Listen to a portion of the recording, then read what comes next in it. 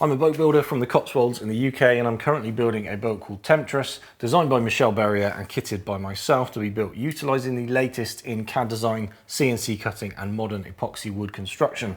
In the previous few videos you've seen me laminate and do various different things, including a couple of mistakes, to these two big stringers in the boat here. In this video we're going to be epoxy coating them, so I'm going to show you through the process of epoxy coating, and then I'm going to get these two monsters into place, and they are heavy.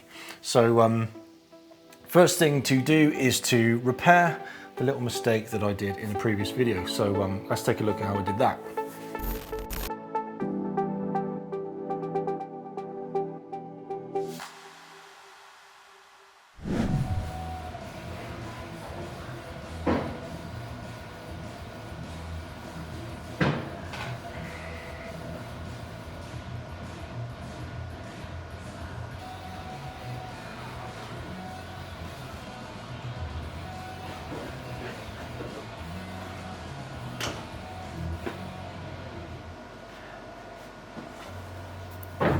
Okay, so I debated a couple of different ways to correct this, and in the end opted for putting this on the CNC machine and using a really simple program just to mill that off. So first of all, I needed to align that with the machine. So I'm just dropping the chuck down here and nudging that up to the edge of one end of the stringer. I'm going to drive that down to the other end, close to where I need to finish the operation. And then by keeping that first end in the same place, I'm just pulling the stringer over to the chuck at the other end, just to make sure that I've got this trued up with reference to the machine. Then I can screw the stringer down in place, mark the center of the operation that I want to run, and then start to run the milling operation, setting my machine X and Y origin in the center there. Now what I've done is I've run this program slightly offset from where I think it needs to finish up. This is part of the reason I use the CNC machine. It just allows me to kind of check things before I go and mill everything off, and allows me to ease into where I need to be. So you can see after I first of all ran the operation here, I'm a little bit high at one end and I'm a little bit far away from the trim that I need to finish up to. I'm at about the correct height there, and then I'm a little bit further away from the glue line. This was intentional, as I mentioned. This is the reason that I've set the X and Y origin slightly further over. The idea is that I can measure this and then make an adjustment and come up to it. So I've got 5mm up to the glue line to go, and I've got about 5.5mm at that end there, and then about 5.5mm at the other end. Now checking that at both ends just allows me to verify that I'm actually trued up properly to the machine and that this isn't skewed and then going to cut an uneven straight line. So when I'm happy with those adjustments I've got to make, I'll drive the machine back to its X and Y origin, which resides in the center, and then I can make the adjustments that match the measurements that I've just taken. So we're going to go plus 5mm in the Y direction and plus 5.5mm in X. I'll re-zero the machine at 0, and then I'm just going to shim up that one end by the thickness that I need to make up to mill everything off at this far end. Then I can run the program again, and we should be in the correct position to have all that milled back off and back at a good starting point.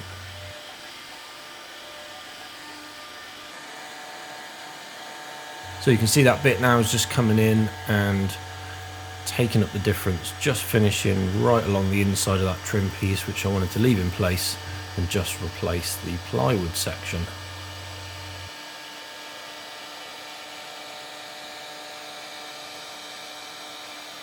And with that 5.5mm offset applied, you can see that I'm pretty much cutting straight down the center of that glue line, which is what I wanted to do. And then you can just see the initial little section there right on the glue line again, which is where I want to finish at that end. It's just coming in and taking that final pass, and that's looking good. So I'm going to allow that to cut full depth, and then we're all sorted.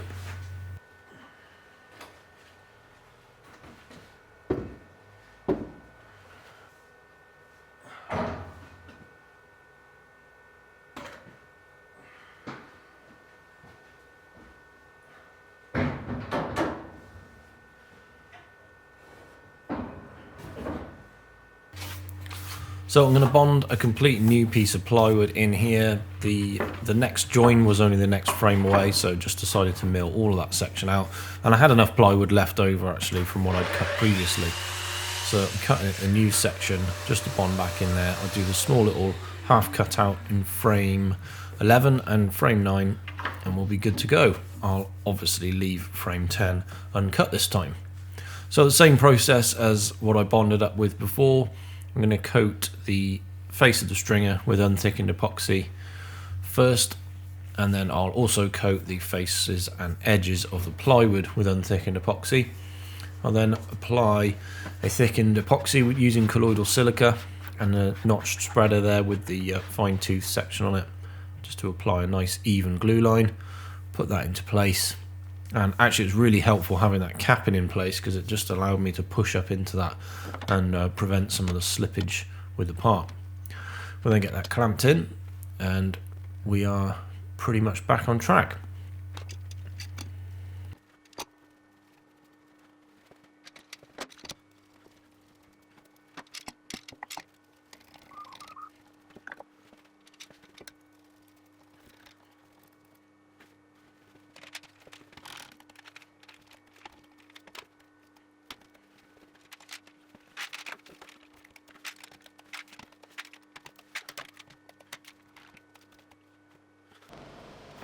Quick clean up with the sander the following day and good as new. No one will ever know except for the 18,000 people that have watched the previous video.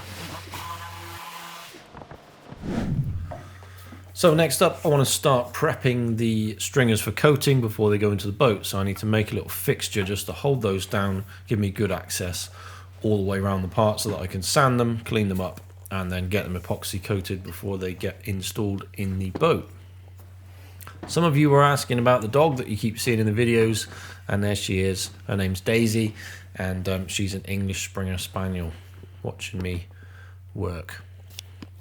So onwards with creating the fixture. So I've made a little angled block here that's just going to counteract the bevel on the forward end of those stringers. So I'm just ripping a little block of softwood here on the table saw with an angle that I've taken off that stringer, just roughly to get me so I can sit them up vertically on the bench.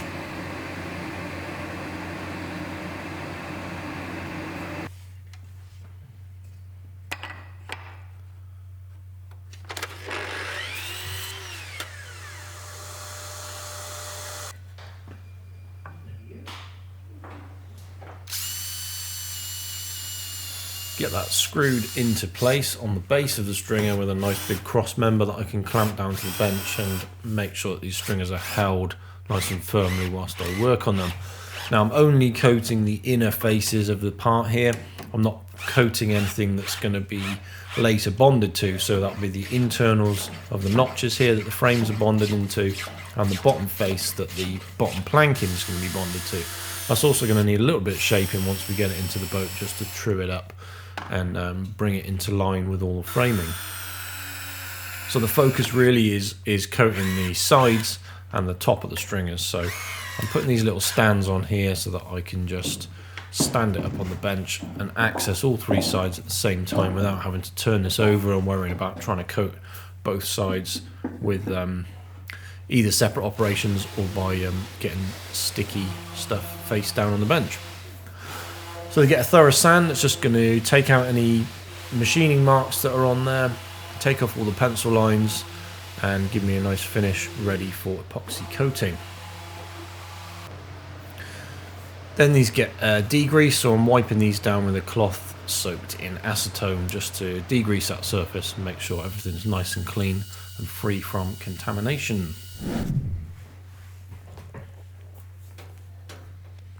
Now, if any of you have read the Goujon Brothers book on wooden boat building, you'll most certainly recognise what I'm doing here. So I'm taking one of the West System rollers, cutting it in half on the bandsaw, and then I'm cutting one half of that vertically into thirds. You'll see what that is in just a second if you haven't read the book and you haven't seen this process used before. So the thirds become glued to a mixing stick, and this is what I use for tipping off the epoxy to get rid of the bubbles in the surface. The short section gets pushed onto a short roller frame, and that's what I'm going to use for application of the epoxy. And then the third gets glued onto a mixing stick for tipping. So this is used in place of where you might use a brush traditionally, but this process actually works a lot better than using a brush. So we're ready to mix up some epoxy. I'm using the West System 105-207 combination here, and that is measured out with a 3.5:1 ratio when done by weight. So I weigh out the resin, I enter that weight into the calculator, I divide that by 3.5, and that gives me the weight of my hardener. I then add that weight back on again, and this gives me the total weight of the resin and hardener combined. So I add the hardener up to that total weight of the two combined, and then we've got a perfect ratio of 3.5:1 resin to hardener by weight. Mix that together thoroughly, and this wants to be done really thoroughly indeed, scraping around the outside of the mixing pot just to make sure that we get all of that product and properly blend it all together. Probably spend at least 1 to 2 minutes, I would say, mixing this in total to make sure it's thoroughly blended. Then, to prevent any heat building up as that starts to exotherm, we want to get that out into a large roller tray. So although I'm using a small size roller, I'm using a big roller tray so that I can allow that epoxy to spread out and prevent any heat from building up as it sits there in the tray. That allows me to mix a relatively large quantity of epoxy but not worry about it getting too hot and curing ahead of time within the pot. It gives me a little bit more pot life and a bit more working time, which is what I want for a big operation like this. So then I'm applying coat 1. That just gets rolled on with the roller that you just saw me make earlier, and then you can see the tipping stick in action here. Now I've done this rolling and tipping many different ways before. This is the process that's recommended in the Goujon Brothers book, and I have to say they know what they're talking about because it does really work. This works much better than tipping with a brush. You find that a brush is just not firm enough to really drag that epoxy round and properly pop those bubbles. The nice thing with the foam roller, the short pile foam roller, is that it doesn't hold a lot of epoxy, so the roller itself doesn't end up getting saturated with resin and getting too hot. And the tipping stick just gives you the perfect surface to knock those bubbles out, and you'll see a little bit of that coming along in just a second.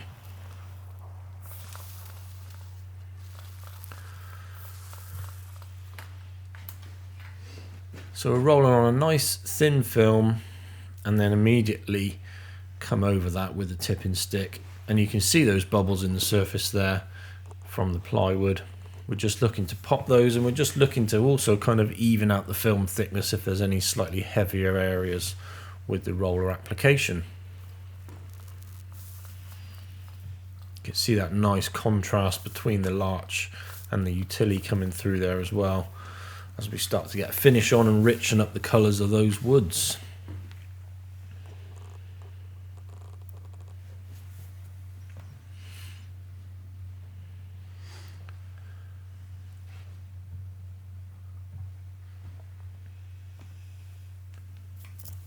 Now I've got quite a lot of epoxy coating to do over the coming videos, so I'm going to talk a little bit more in depth in one of the other videos about exactly why we do this, what it's doing to the wood, and how it's helping the process in a number of different ways. So to try and make the next handful of videos, which are going to contain a hell of a lot of this kind of work, a little bit more interesting, I'm going to pick some different subjects for each video, and we'll just talk about the various different things actually going on, and try and make them a little bit more interesting for you guys.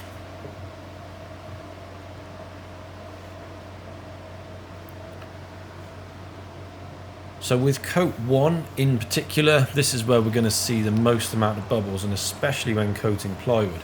You can see here that when we come back to that plywood after around about 20 minutes, there's a load more bubbles come up on the surface. The reason for that is that the wood is absorbing that epoxy, so as the air pockets within that wood grain get replaced with epoxy, that air needs to go out somewhere, and that comes out through the epoxy and sits on the surface in the form of bubbles. So we need to revisit that after a little while and just pop those bubbles again and allow us to get a nice smooth finish. And you can see the results here of that tipping process. So you can see a couple of little runs there where the epoxy is just starting to form runs. So we're smoothing those out with the tipping process. We're also popping those bubbles and giving a really nice finish. This is going to be most evident in coat number 1, because of course once coat number 1 has soaked into the wood and we apply the subsequent coats, we've not got that same absorption effect. So then after a couple of hours, once the first coat's tacked up, we're looking for around about a sellotape tacky consistency here so that we're not going to disturb the first layer with our second layer. We then come on and do coat number 2. That gets rolled on in exactly the same process again. Relatively thin coats, we want to be spreading that out nice and evenly. Tipped straight away after we've coated a section, and then I'll come back and I'll just do another tip on that after probably 10-20 minutes or so, something like that. Probably one last tipping round right before I finish that coat. And there's a look after coat number 2. So you can see we've got a lot less bubbles coming out of the surface now because the wood has kind of absorbed the majority of what it wants to absorb. So we'll do 3 coats in total here, applied in the same way. That saves the need for any sanding, prep, or any other process in between the coats. We're looking for that to set up to that sellotape tacky stage in between each coat. And we'll do all of that in one day, which did actually involve me coming back rather late in the evening to do coat number 3. Okay, so we're all coated with the stringers. Before these go into the boat, I just want to give them a little bit of a wipe down. The reason for that is the amine blush. This is something that's really important to consider when following on from a coating operation, and it's that waxy kind of substance that's emitted from the epoxy as it cures, as it meets with the atmosphere. That's the surface that you get it on. This is the 105-207 epoxy, so it blushes significantly less than any of the other West System epoxies, and therefore that's one of the reasons that we use this for coating. Is as much better in that respect, but it does still blush a tiny little bit, and you can just about see that. You guys won't be able to, but in kind of fingerprints and just the general feel of the surface. So we want to deal with that. Really simple. I'm going to do a video completely on amine blush as a standalone, but right now that's another time. So we've got some hot water with a little bit of dish soap in there, and I use one of these Scotch-Brite pads. A couple of reasons really. It kind of doubles up and does 2 functions. So it's almost like a sponge, so it's going to pick up that soapy water and allow us to wash with it, but it's also going to slightly abrade the surface at the same time. So as I wash this over, I'm also just kind of knocking those highs off a little bit on the surface, and starting to give me a little bit of prep for the next finish that's going to follow on from this. This isn't going to be the final finish on the stringers. They're going to actually probably go for a satin varnish on the inside, and we'll do a bit of build-up varnish on top of these first. So this is really the early stages of finishing only. The other great benefit to using a Scotch-Brite and doing this kind of abrasion at this stage is that when this dries off, there's a really clear indication of where I've been and where I haven't been. So this will put a slightly dull finish on the surface,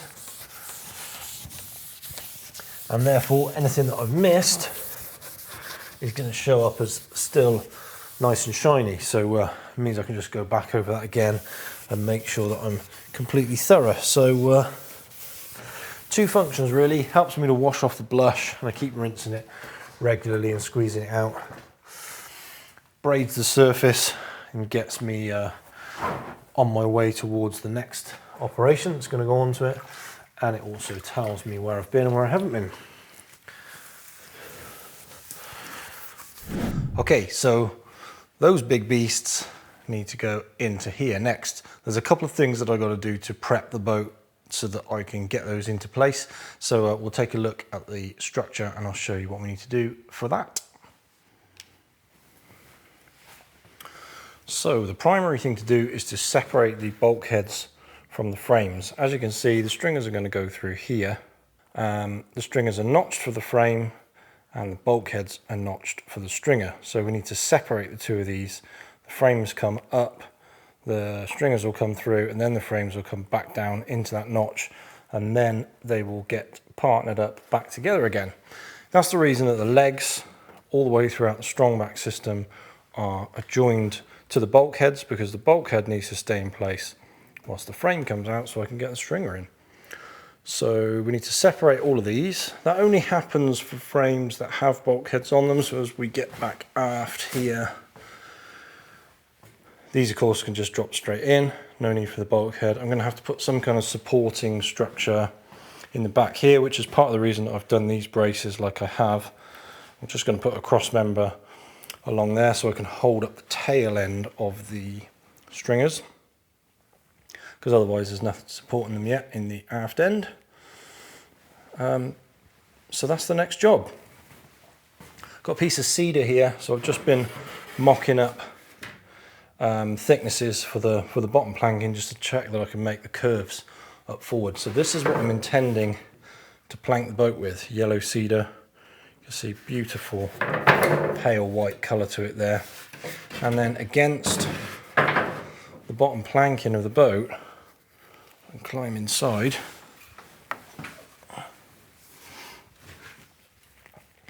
Obviously planking is going to be diagonal, but the idea is that this is what we're going to see from the inside. So nice white cedar planking up against the mahogany framing.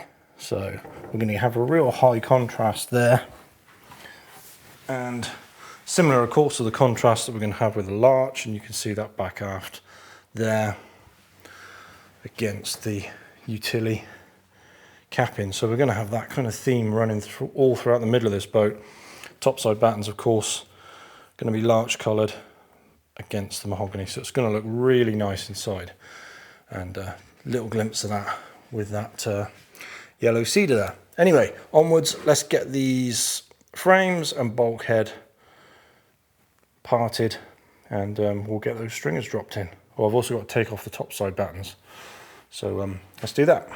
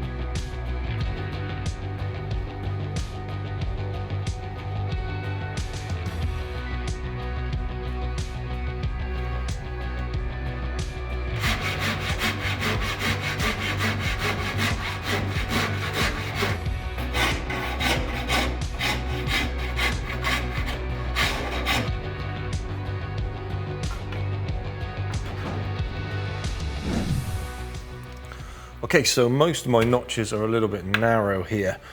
These are CNC cut, of course, to exactly 44 millimeters, which is in theory the width of the stringer. I've shaped, flattened these stringers by hand, so there's a little bit of variation in their width. I've got them as close as I can do, but it doesn't take much for them to be outside of the width of this. So these vary a little bit. Plus I've epoxy coated them, so we've got the thickness of the epoxy on there. So overall, these just need widening a little bit. So what I'm doing is going along and I'm just taking a width off the stringer, which I've got hanging up above me. So in this instance, notch is that side of the bulkhead. So I'm just gonna measure up here. And actually what I'm doing is just setting the verniers width, locking that off. And then you can see I've got 46.6 there. Then I'm going to get that nice and even either side. Put a little mark on there. Then I'm going to grab my bevel gauge, set that on the bottom of the frame, and then just pick up that angle for the stringer line. Then I'm just going to come over to that mark, transfer that line up,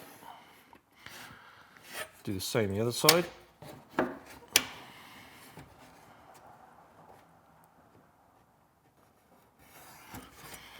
Okay, and that's where I need to widen out to.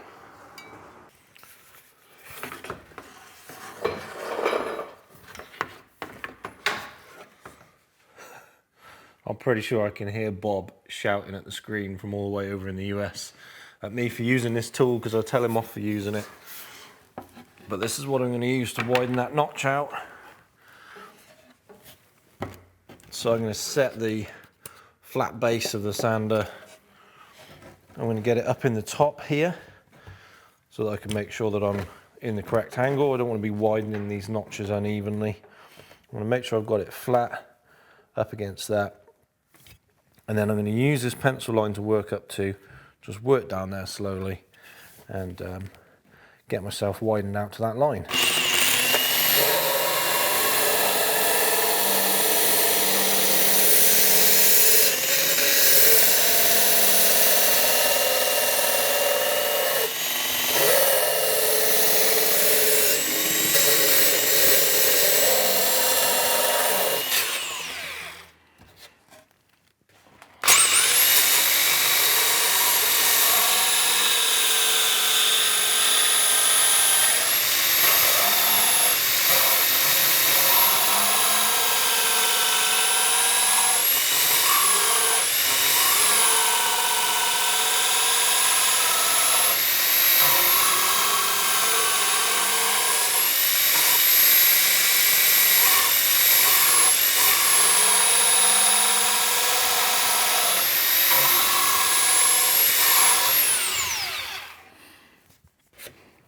Here we go. And because I'm working to a pencil line, I know I'm not just hacking material off there and ending up wide, out of shape, on the wonk, as we would say in the UK. So nice quick way to do it. Get the rest of these widened out and then we'll see if I can drop that stringer in. This bulkhead's got a bit of a suntan going on. You can see the discoloration there, just where this has been sat for a few weeks with the frame bolted onto it. So quite a change in colour. That's the peely ply.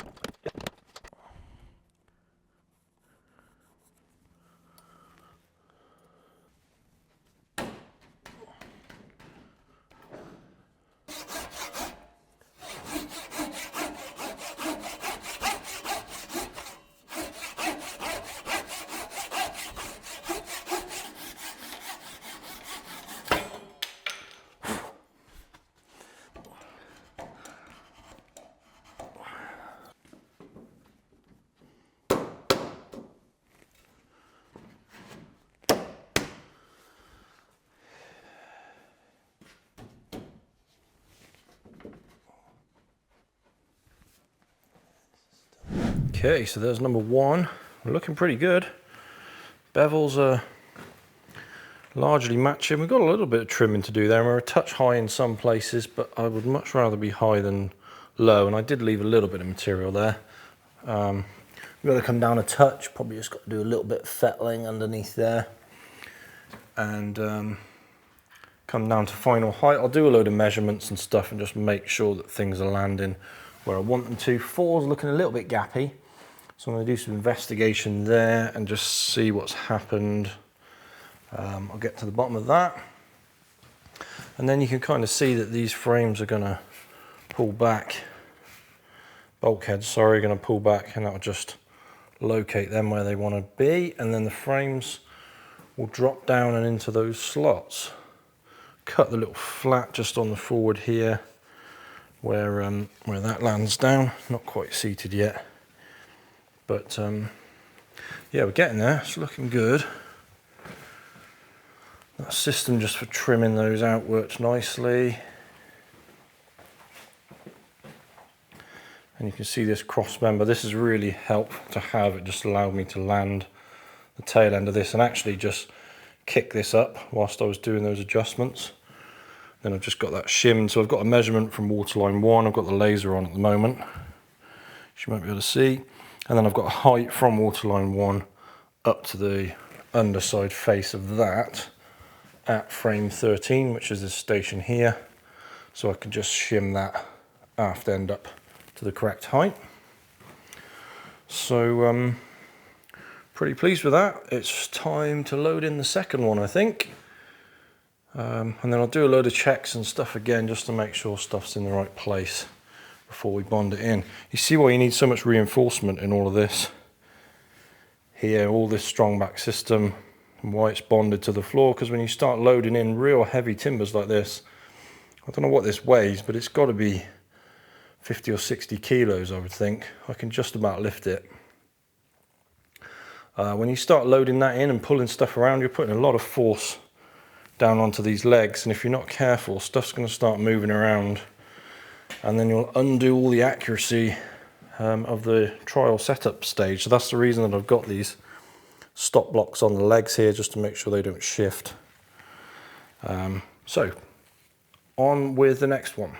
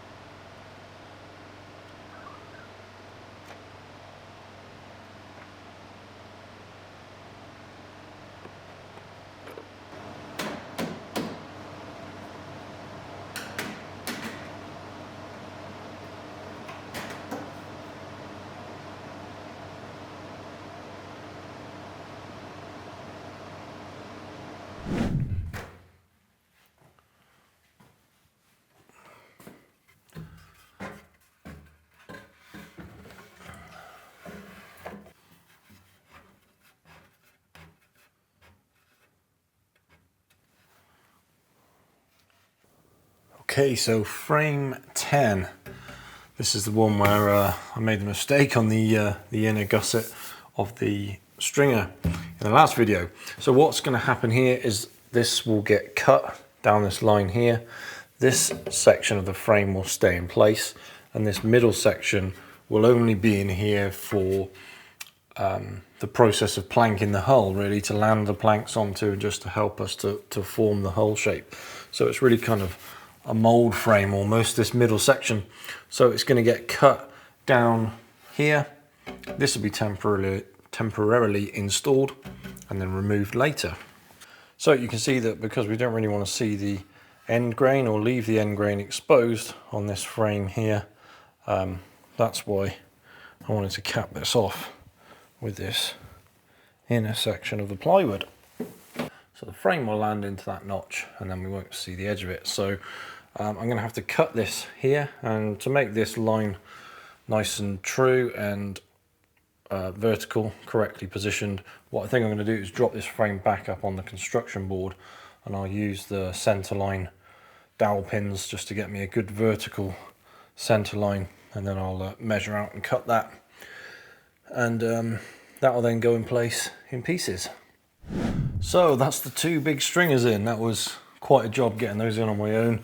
They are heavy and quite wieldy, but managed to get them in. I'm pleased with how things are looking. There's a little bit of trimming and kind of adjusting and fettling to do.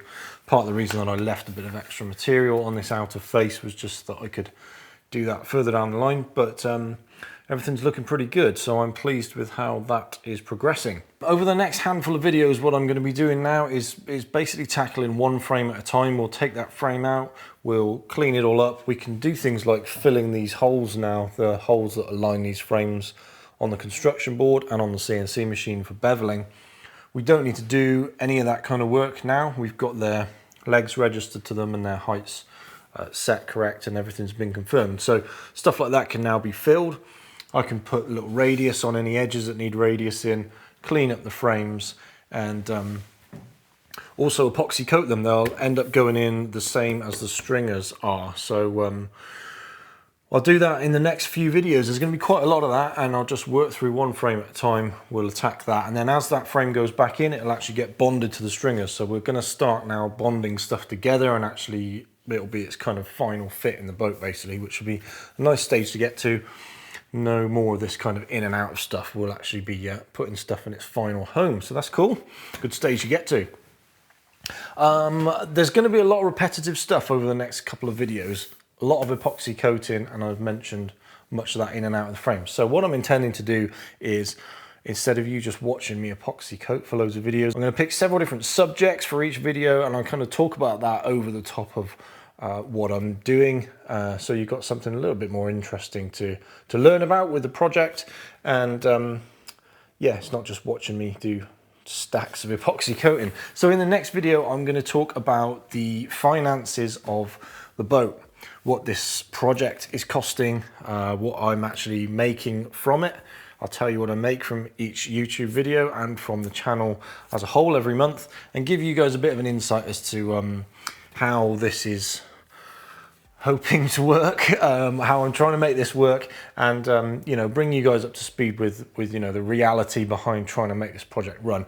In short, basically the kind of crossroads I've got to is that this is going to be a very difficult project for me to entirely fund in the way that I was hoping to do it.